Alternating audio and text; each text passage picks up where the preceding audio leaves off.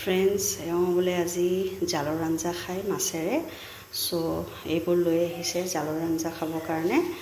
ইয়াতে এইটো হৈছে মানিমুনি, ইয়াতে আছে ভেদাইলতা, তাৰপিছত আনিছে মছন্দৰী। আমাৰ ইফালে লোৱাৰ আসামৰ ফালে মছন্দৰী বুলি কয়, মানে বাকী আপোনালোকে কি কয় কমেণ্টত জনাবচোন।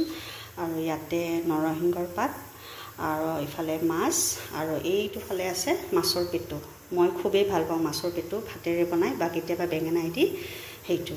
আৰু এটা বস্তু আনিছে ইফালে ঔটেঙা, এইটো বোলে কালি খাব, ইমান টেঙা খাই ভাল পাই যে। আৰু আনিছে এয়া ভোট জলকীয়া।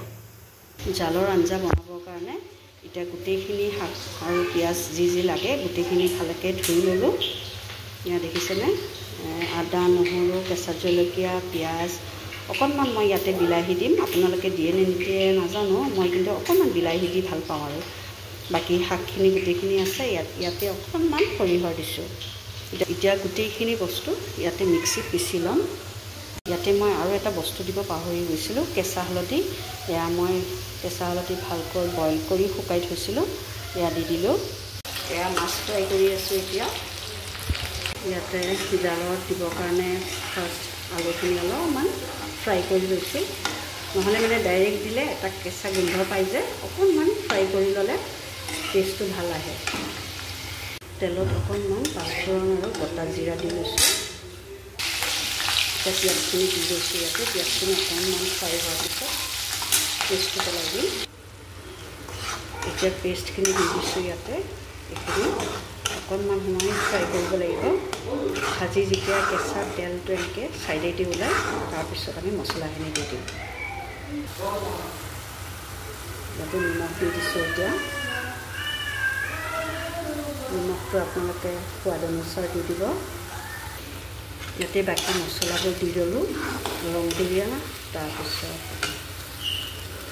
জিৰাৰ গুড়ি, ধনিয়া পাউডাৰ আৰু জলকীয়াৰ গুড়ি অকণমান দিছোঁ। মই এই ক্লিপছটো ৰখা নহ'ল, মানে বাচ্ছাটোৱে অকণমান দিগদাৰী কৰি আছে, চ' সেইখিনি দি দিলোঁ। ইয়াত এতিয়া আলুখিনি ইয়াতে দি লৈছোঁ। আলুখিনি এতিয়া অকণমান সময় আৰু ফ্ৰাই কৰিম।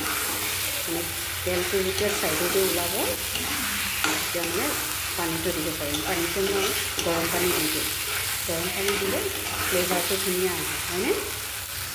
এতিয়া ইয়াতে পানীটো দিব পৰা হৈ গৈছে, এতিয়া পানীটো দি দিলোঁ।